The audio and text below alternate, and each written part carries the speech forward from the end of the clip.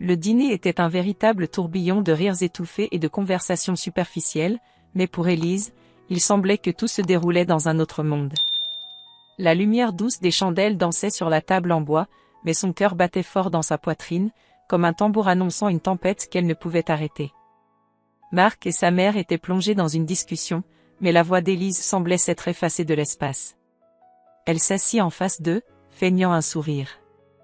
Elle savait que ce sourire ne ferait pas disparaître l'humiliation qui la traversait, mais c'était tout ce qu'elle pouvait faire.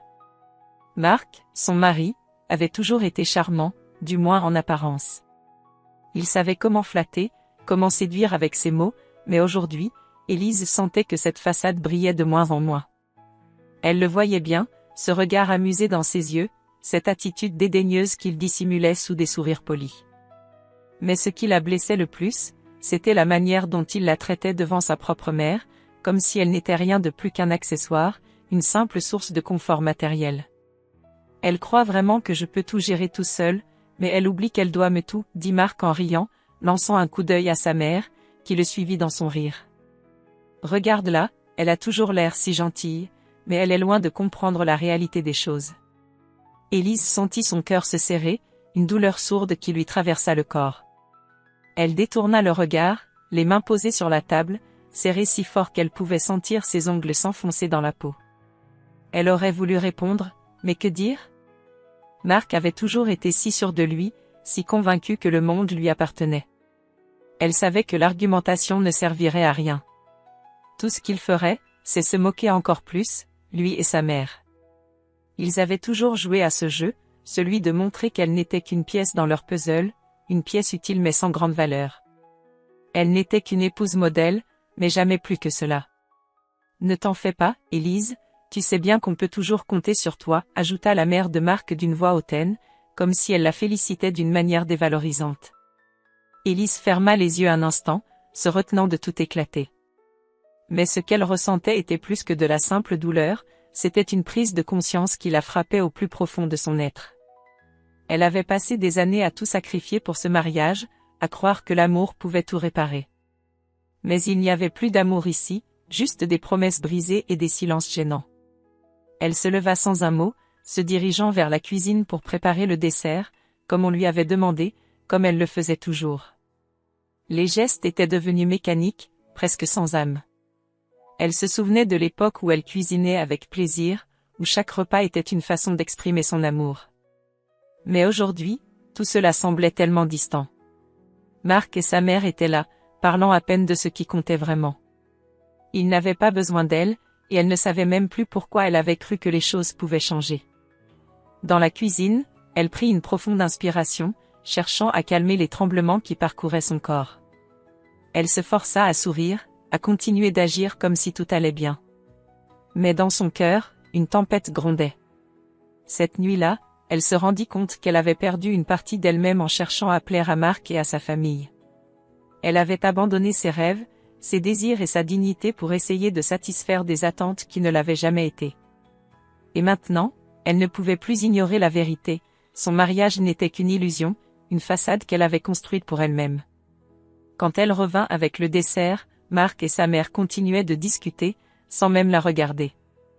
Ils ne s'étaient même pas rendu compte de l'abîme dans lequel ils l'avaient poussée. Le sourire qu'Élise leur offrit à ce moment-là était une façade, mais pour la première fois, elle sentit que quelque chose changeait à l'intérieur d'elle. Elle n'était plus prête à accepter cette humilité imposée. Elle se tenait là, silencieuse, mais quelque chose en elle se brisait, se reconstruisait à la fois. Ce n'était pas la fin, mais le début de quelque chose de plus grand, de plus fort. Elle ne savait pas encore ce que cela signifiait. Mais cette nuit-là, un voile s'était levé. Élise savait que pour survivre, elle devait retrouver sa propre voie, sans Marc, sans sa famille. Elle devait redécouvrir qui elle était avant de devenir ce qu'ils avaient voulu qu'elle soit. C'était un point de départ, mais aussi la fin d'une époque. Le fardeau qu'elle portait depuis si longtemps était sur le point de s'effondrer, et avec lui, tout ce qu'elle pensait savoir sur elle-même. Les jours qui suivirent ce dîner étaient empreints d'une atmosphère pesante et lourde, comme un nuage sombre qui ne cessait de s'alourdir au-dessus de la tête d'Élise. Marc ne semblait pas perturbé par ce qui s'était passé. Au contraire, il semblait encore plus distant, comme s'il avait oublié les humiliations subies. Mais Élise, elle, ne pouvait plus ignorer ce qu'elle ressentait. Une fissure s'était formée dans son cœur, et chaque interaction avec lui, chaque mot prononcé par sa mère, ne faisait que l'élargir. Elle se sentait comme un étranger dans sa propre maison, une personne qui n'était pas désirée, mais simplement tolérée. Les soirées étaient devenues des épreuves silencieuses. Marc restait souvent dans son bureau, plongé dans des papiers ou sur son téléphone, tandis qu'Élise s'occupait des tâches quotidiennes avec une lassitude croissante. Le silence entre eux était lourd, oppressant. Elle n'osait plus lui parler de ses désirs ou de ses rêves. Chaque conversation semblait futilité, un échange sans substance, sans véritable lien. Marc semblait avoir tout ce qu'il voulait, sans jamais rien lui donner en retour. Un soir, alors qu'elle nettoyait la cuisine après le dîner, Élise tomba sur une pile de factures non payées, cachées sous un tas de papier. Le premier regard qu'elle jeta sur les montants la fit frissonner. Ces chiffres, ces dettes, semblaient irréalistes. Elle les parcourut, et son cœur se serra encore plus lorsqu'elle remarqua qu'une grande partie des dettes venaient de cartes de crédit, de prêts qu'il avait contractés sans lui en parler. Marc, son mari, celui en qui elle avait confiance, avait caché cette part de sa vie, comme s'il la tenait pour une simple spectatrice. Les souvenirs commencèrent à défiler dans sa tête, à une vitesse vertigineuse. Chaque fois qu'il lui avait dit qu'il s'occupait des finances, chaque fois qu'il l'avait assuré qu'ils étaient en sécurité, chaque fois qu'il lui avait souri, rassurant, ses paroles étaient devenues des mensonges évidents. Il l'avait manipulée. Il l'avait toujours considérée comme une partenaire d'apparence, mais jamais comme une égale. Cela devenait maintenant insupportable pour elle de vivre dans cette illusion. Élise se rendit compte qu'elle avait fait l'erreur de croire que l'amour pouvait tout résoudre, qu'elle pouvait sauver son mariage, sauver Marc. Elle avait mis de côté ses rêves, ses ambitions, ses désirs, pour se consacrer entièrement à un homme qui, en retour, l'avait trahi par son indifférence. C'était un poison lent qui s'était installé dans sa vie, et maintenant, il était trop tard pour revenir en arrière. La nuit suivante, elle ne dormit pas. L'idée de tout révéler à Marc la hantait, mais elle savait que cela ne changerait rien. Elle pouvait lui en parler, lui faire face, mais les mots semblaient dérisoires. Il n'écouterait même pas. Elle se leva au milieu de la nuit et se rendit dans le salon. Le calme de la maison était presque assourdissant. Elle s'assit dans le canapé, seule, et se laissa aller à ses pensées. Il était temps de se réveiller. Elle savait qu'elle ne pouvait plus attendre que Marc change, qu'il se rende compte de son erreur. Il ne le ferait pas. Elle devait se sauver elle-même. Mais comment? Comment reconstruire sa vie à partir de rien? Elle n'avait jamais été indépendante financièrement. Elle avait abandonné sa carrière pour soutenir son mari. Elle avait mis de côté sa propre identité pour s'adapter à ce rôle de femme parfaite, de femme dévouée. Mais aujourd'hui, tout cela semblait si dérisoire. Elle prit une décision. Dès le lendemain, elle commencerait à chercher des solutions, à se reconstruire. Elle se rendit compte que, même si elle avait mis des années à comprendre cela, elle avait aussi des talents qu'elle n'avait jamais eu le courage d'exploiter. Elle aimait écrire, elle aimait créer. C'était le moment d'explorer ses passions, d'y mettre tout son cœur. Elle commença à prendre des notes, des idées, en planifiant chaque étape. Un jour, elle serait indépendante. Un jour, elle n'aurait plus besoin de Marc pour se sentir complète. Le matin arriva avec la lumière du jour filtrant à travers les rideaux. Marc se leva comme à son habitude, sans un mot pour Élise. Elle savait que cette routine devait changer.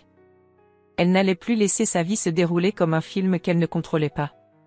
Elle se leva, se dirigea vers la cuisine et prépara le petit déjeuner en silence. Chaque geste semblait maintenant revêtir une nouvelle signification. Ce n'était plus un simple acte de soumission.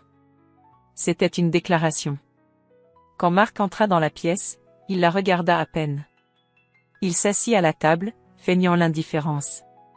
Mais Élise, pour la première fois depuis longtemps, sentit un calme étrange l'envahir. Elle savait que ce moment marquait le début de quelque chose. Elle n'avait pas besoin de lui. Elle n'avait plus besoin de lui pour valider son existence. Ce matin-là, tout changea. Elle ne pouvait pas prédire l'avenir, mais elle savait que c'était la première fois depuis longtemps qu'elle sentait une lueur d'espoir.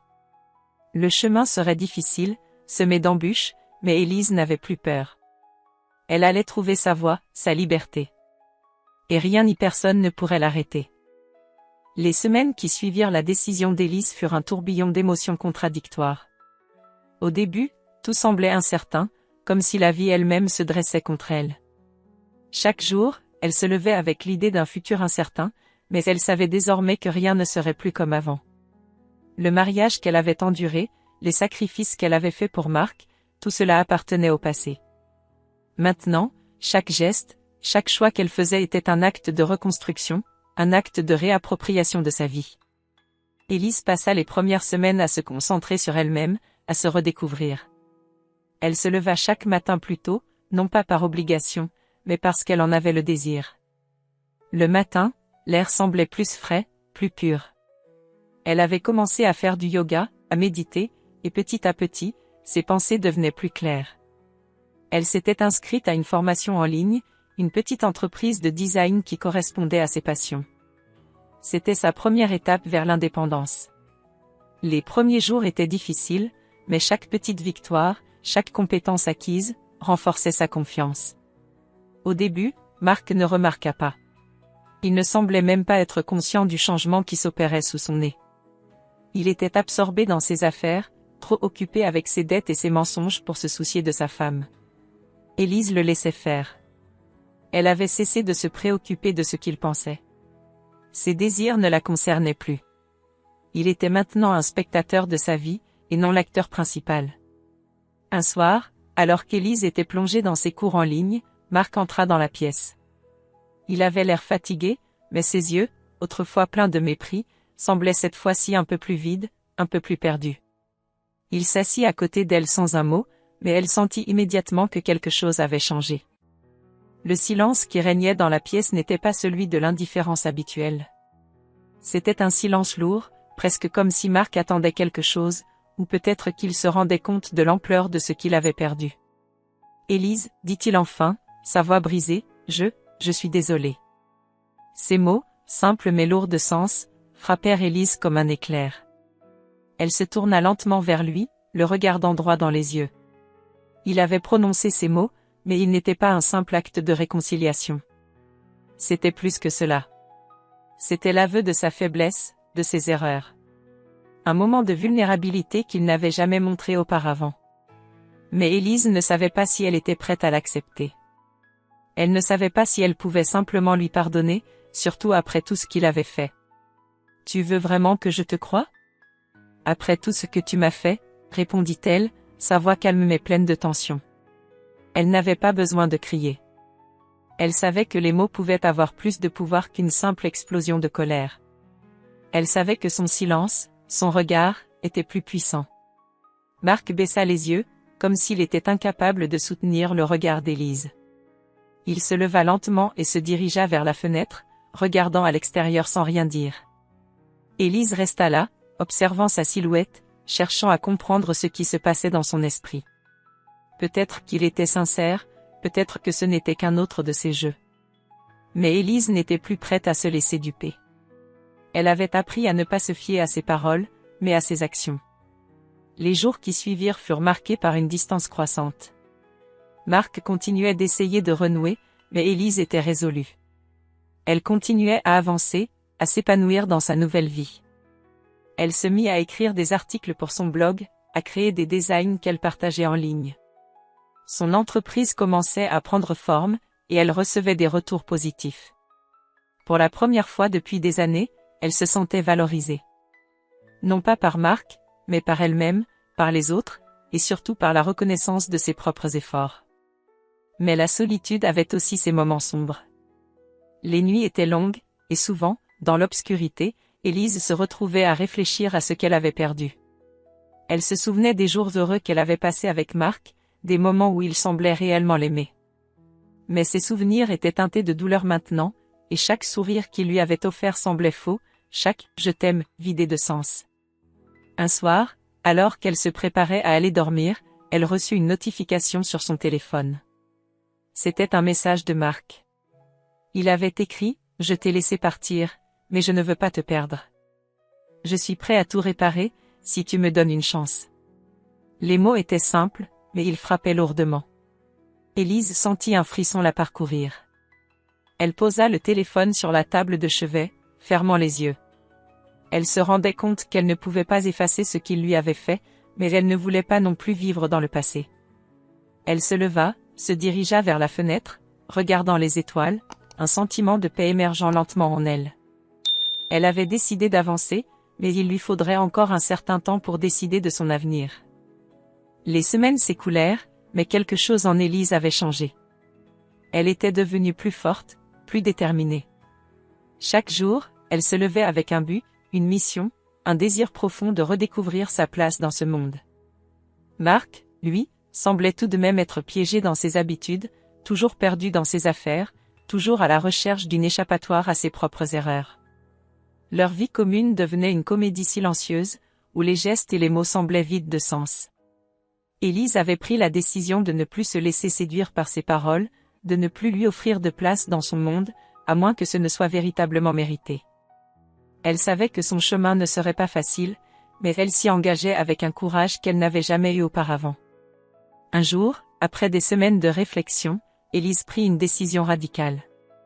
Elle avait lancé une petite entreprise de design en ligne, mais ce n'était pas suffisant. Elle voulait plus, beaucoup plus.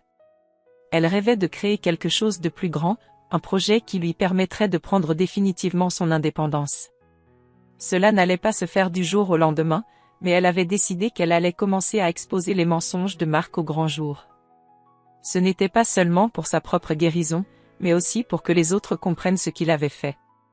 Il était temps de tout révéler. Élise savait que Marc n'avait pas conscience de l'ampleur de ses actes. Il était aveuglé par sa propre arrogance, par l'idée qu'il pouvait manipuler les autres sans jamais en subir les conséquences. Mais il allait bientôt comprendre que ces mensonges n'étaient plus tolérés. Le temps de la rédemption était révolu. Elle commença à préparer un événement, quelque chose de simple mais percutant, qui mettrait en lumière la vérité sur Marc et sa gestion des finances. Il ne se doutait de rien. Le plus ironique dans tout cela était qu'il se croyait toujours maître du jeu. Il continuait de lui donner des ordres, de lui faire des demandes, sans réaliser que chaque jour qui passait, elle devenait un peu plus distante. Elle était prête à lui offrir un spectacle qu'il n'oublierait jamais. Les invitations furent envoyées. L'événement était sobre, une conférence en ligne qu'Élise avait soigneusement planifiée. Ce n'était pas seulement une vitrine pour ses produits ou pour son entreprise, c'était une manière de dévoiler, étape par étape, les mensonges qu'il avait fabriqués. Elle commença par les détails sur sa gestion des finances, des factures impayées aux dettes de jeux cachés. Elle énuméra toutes les fausses promesses qu'il lui avait faites, tout ce qu'il lui avait caché, pensant que personne ne découvrirait jamais la vérité. Lorsque le jour arriva, Élise se tenait devant son ordinateur, prête à lancer l'événement. Elle avait pris soin de rédiger chaque mot, de calculer chaque pause, de s'assurer que la vérité serait racontée de manière claire et sans équivoque. Elle ne voulait pas être brutale, mais elle voulait que Marc, et tout le monde autour d'eux, comprennent l'étendue de ses manipulations. Lorsque le flux en direct commença, Élise regarda un instant la caméra, son cœur battant fort, mais plus par anticipation que par peur. Elle savait que ce moment marquerait la fin d'une ère. Ce qu'elle ne savait pas, c'était que ce moment changerait non seulement sa vie, mais aussi celle de Marc, de manière irréversible. « Je m'appelle Élise et ce soir, je vais vous raconter une histoire, » commença-t-elle, sa voix calme mais ferme. Elle ne regardait pas l'objectif, mais plutôt les mots qu'elle avait préparés. C'est l'histoire de ce que j'ai vécu pendant des années, en croyant que l'amour et la fidélité pouvaient réparer tout. Mais l'amour seul ne suffit pas. Il y a une chose plus importante, la vérité. Elle prit une profonde inspiration. La caméra capturait chaque mouvement, chaque mot, chaque geste.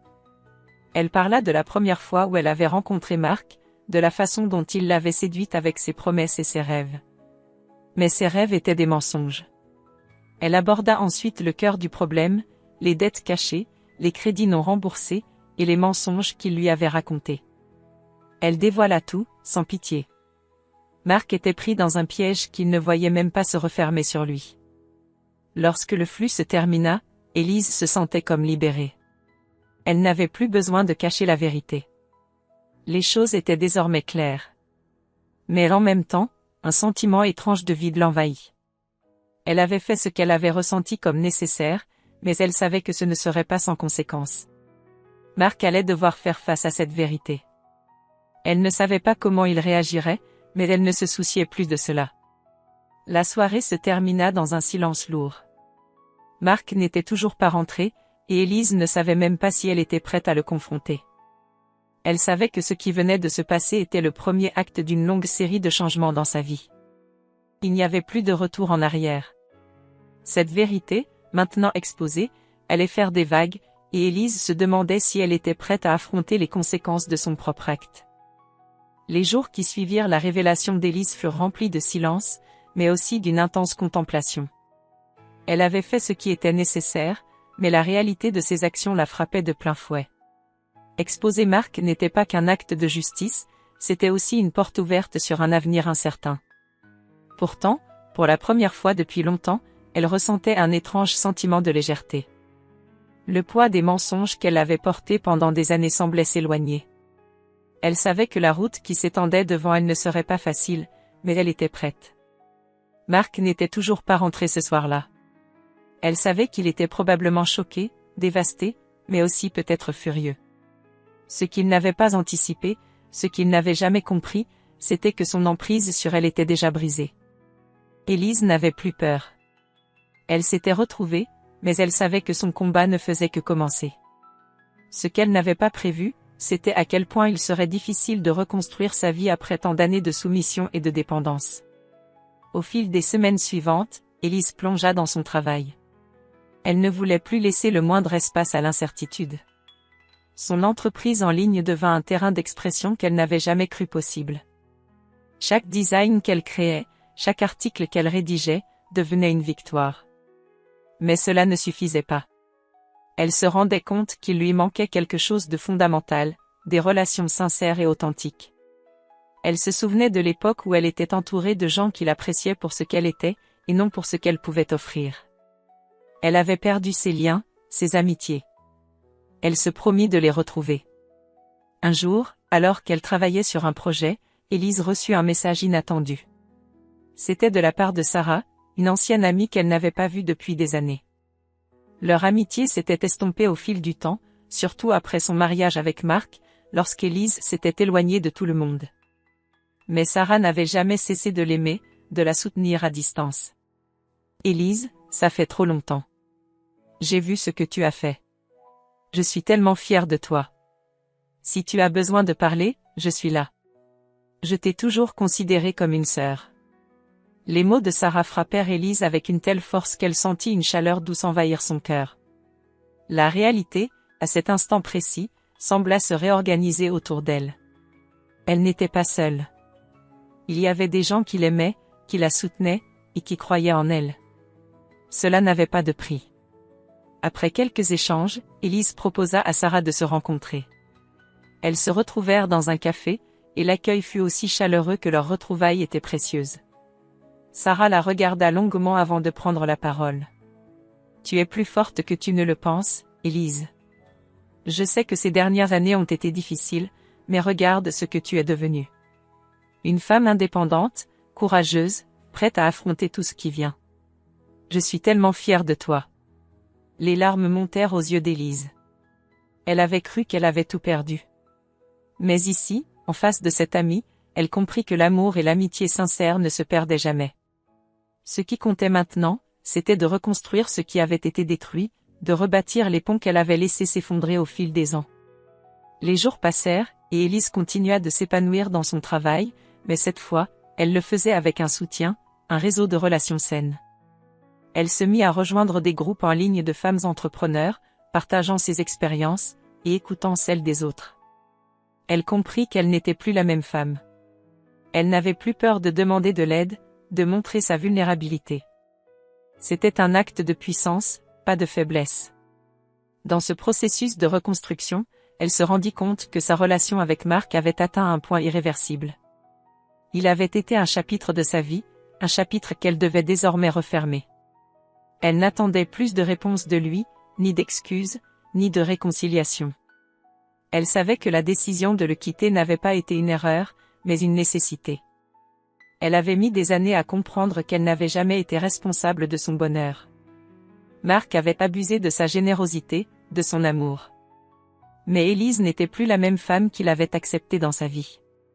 Elle était une femme nouvelle, plus forte, plus consciente de sa propre valeur.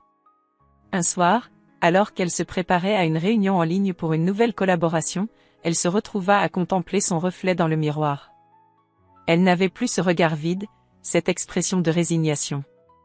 Elle se sourit à elle-même, sans illusion, mais avec la certitude d'avoir enfin pris le contrôle de sa vie.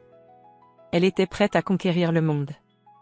Marc, quant à lui, continuait à vivre dans l'ombre de ses erreurs. Mais cela, Élise le savait, n'avait plus rien à voir avec elle. Elle avait fait son choix. Elle était libre. La lumière douce du matin éclairait doucement la pièce, mais Élise ne ressentait aucune paix intérieure. Le chemin qu'elle avait parcouru était long, semé d'embûches et de sacrifices, mais elle savait que ce n'était que le début de sa véritable transformation. Les mois s'étaient écoulés, et sa vie, autrefois dominée par les attentes de Marc et de sa famille, avait pris un tournant inattendu. Chaque pas qu'elle avait fait pour se libérer, chaque décision qu'elle avait prise, l'avait rapprochée de la femme qu'elle était destinée à devenir. Mais à cet instant précis, une question persistait dans son esprit: quel était le prochain pas? Marc, malgré sa tentative de reconquête, avait disparu de son radar. Après la divulgation de ses mensonges, il n'avait cessé de lui envoyer des messages, de la supplier de revenir, de reconnaître ses erreurs. Mais Élise n'avait plus besoin de ses excuses. Elle n'avait pas besoin de lui pour se sentir complète. Pourtant, une part d'elle se demandait si la douleur qu'il avait causée pourrait un jour se dissiper. Un jour, alors qu'elle était en train de finaliser un projet important, Élise reçut une visite inattendue. C'était Marc. Il se tenait là, devant elle, dans son appartement, son visage marqué par la fatigue et la culpabilité. Ses yeux étaient fatigués, mais il y avait quelque chose de sincère dans son regard. Cette fois, il n'essayait pas de la convaincre avec des promesses vides. Il était juste là, prêt à accepter la réalité, à accepter le fait que leur histoire était peut-être définitivement terminée. « Élise, dit-il d'une voix faible, je sais que j'ai tout gâché. Je t'ai trahi, menti, et je t'ai fait perdre confiance en toi. Mais si tu pouvais me donner une dernière chance. » Elle le regarda en silence, pesant chaque mot, chaque émotion. Elle savait qu'elle aurait pu lui accorder ce qu'il demandait, mais à quel prix? À quel point devait-elle sacrifier d'elle-même pour réparer une relation qui l'avait si profondément blessée? Elle se leva lentement, se dirigeant vers la fenêtre.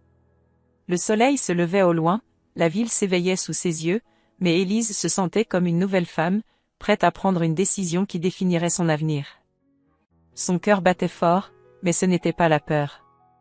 C'était la certitude qu'elle avait désormais en elle, elle n'était plus la femme qu'elle avait été. Elle n'était plus cette femme prête à tout pour sauver une relation qui ne l'avait jamais nourrie. « Marc, commença-t-elle, sa voix calme mais ferme, je ne peux pas revenir en arrière. Ce que tu as fait m'a détruite, mais cela m'a aussi forgée. J'ai trouvé qui je suis vraiment, sans toi. Et je ne peux pas sacrifier cela. » Marc resta là, sans un mot, observant Élise avec un regard que, d'une certaine manière, il n'avait jamais eu auparavant. Il savait. Il savait que cette fois, il avait perdu. Mais quelque part, dans ce regard, il y avait aussi une reconnaissance. Une reconnaissance de la force qu'Élise avait en elle, une force qu'il n'avait jamais su apprécier à sa juste valeur.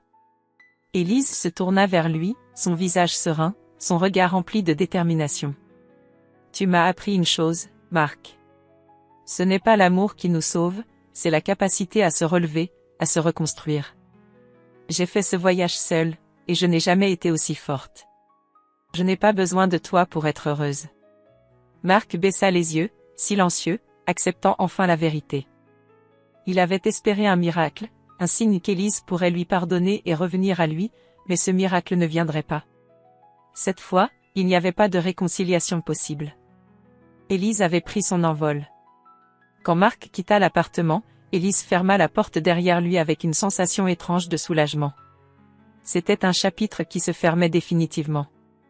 Elle n'était plus la femme brisée qu'elle avait été, mais une nouvelle Élise, prête à prendre en main son avenir.